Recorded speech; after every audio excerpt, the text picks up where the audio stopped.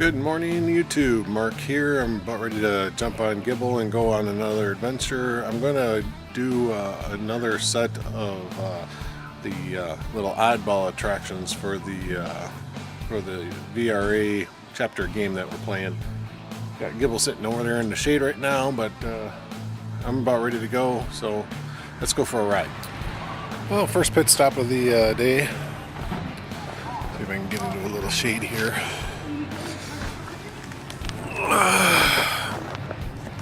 Wow, those look pretty good, huh?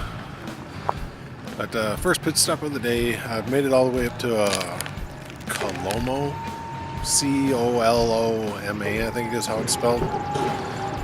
And just getting a soda, a little granola bar. I'm probably good. Geez, I think I'm probably still a good 60 miles from my my first location.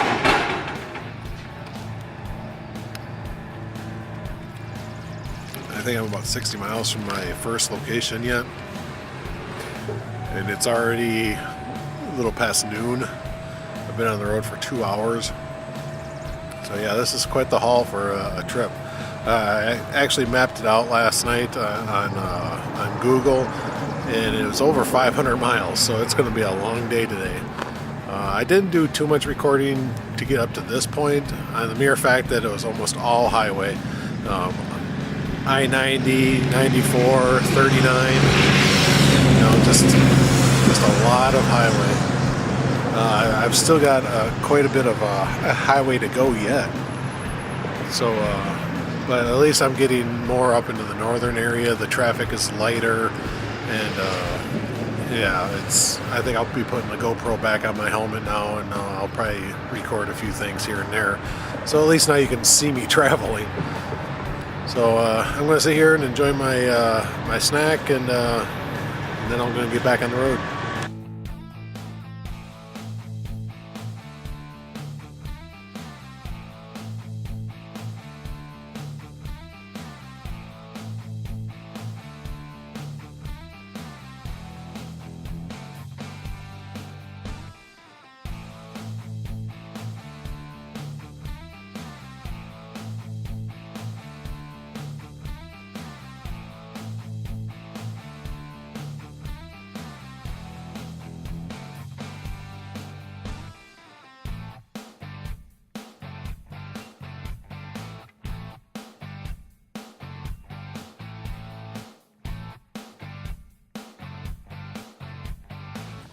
Well, I've arrived at my first destination, and it just kind of dawned on me, I never told you where I was going today, so I'm going to leave it kind of as a surprise.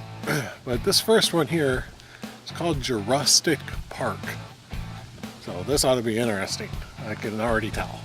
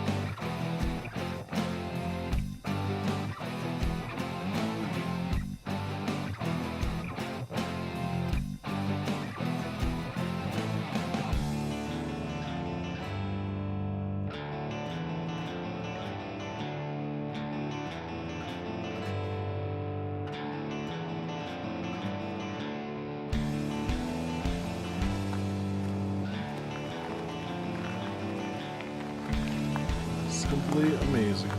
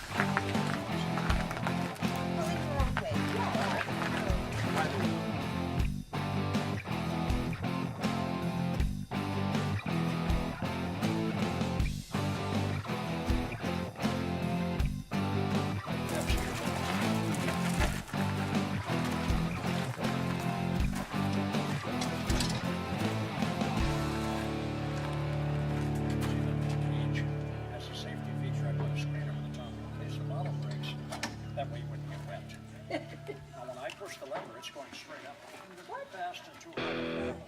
So I'm going to count down. When I get to 1, you've got to be looking straight up at the edge. Over the top of the tree. Ready?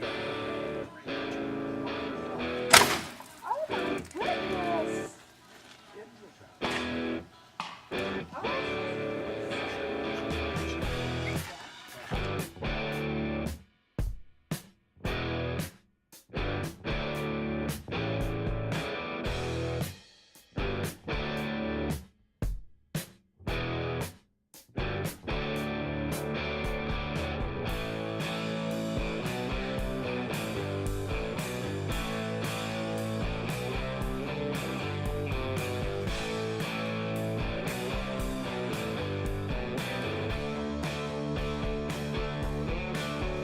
I spent so much time looking around at all the stuff in the rustic park, I almost forgot to take my picture that I needed for the game. But there's no official sign or anything out here, so basically all I did is I parked my bike in front of the walkway to get some of the stuff here. But so that's what I got to do.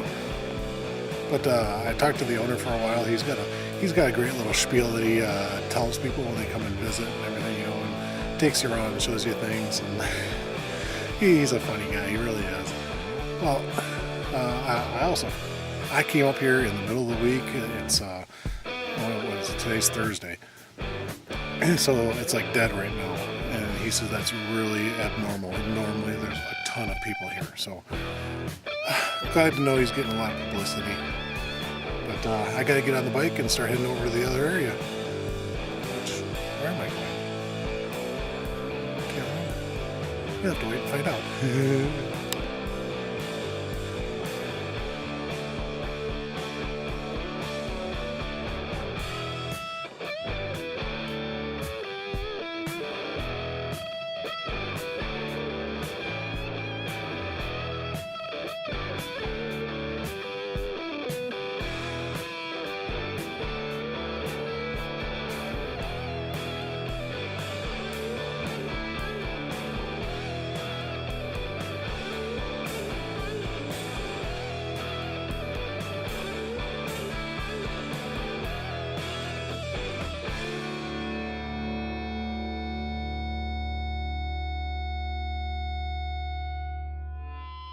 I had lunch here at Boondocks over on G. I would tell you the county, but I can't remember the name of the county I'm in right now. But anyway, I'm only a few miles from the second location. And yeah, I'm going to jump on the bike and keep going.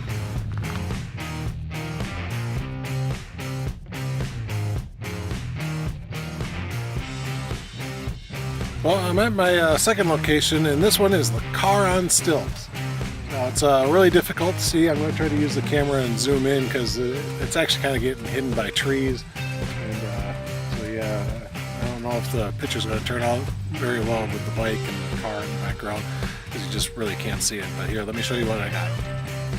So can you see the car?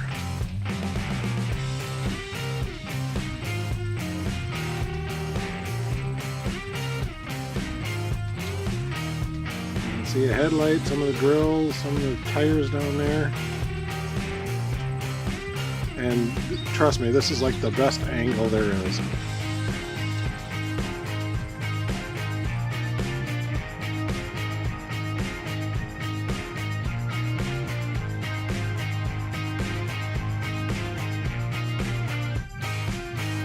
Well, I'm on my way to my third location, and I was going through Cadott? No, C-A-D-O-T-T. Cadott? I don't know. Take your pick, you can pronounce it any way you want. But I turned around and saw this little sign. This is a halfway point between the equator and the North Pole. How cool is that?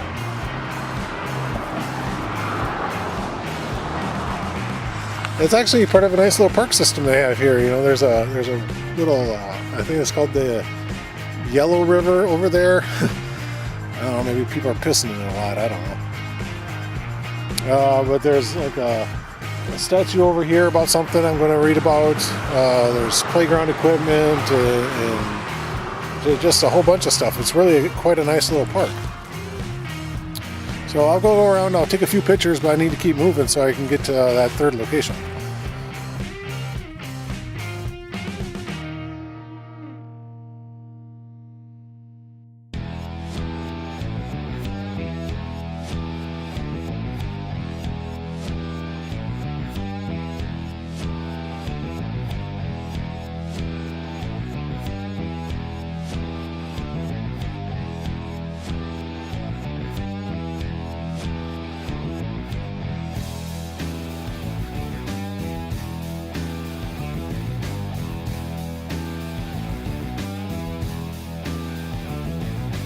Okay, well, I came to my third and final location for this trip, and it's in, what is it, Cornell, Wisconsin, and it's this big, huge, crane-looking piece of metal, and it is the remains of a pulpwood stacker.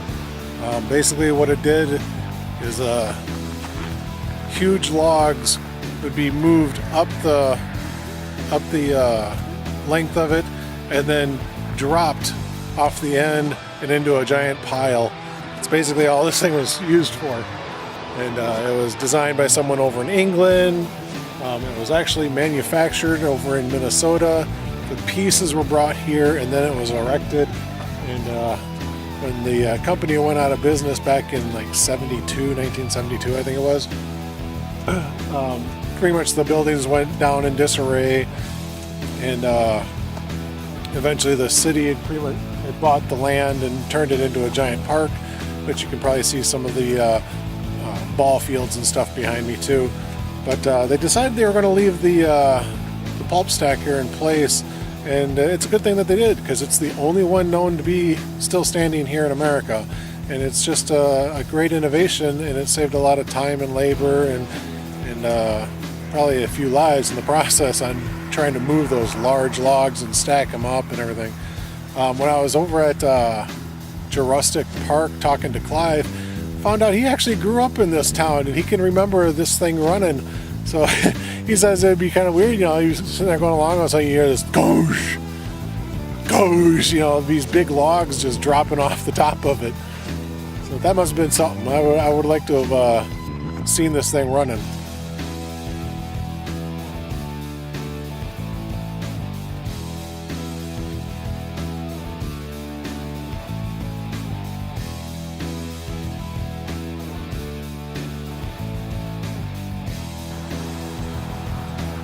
But now that I'm leaving the site, it's quite a huge, massive piece of machinery. It really was. But I gotta get back on the road.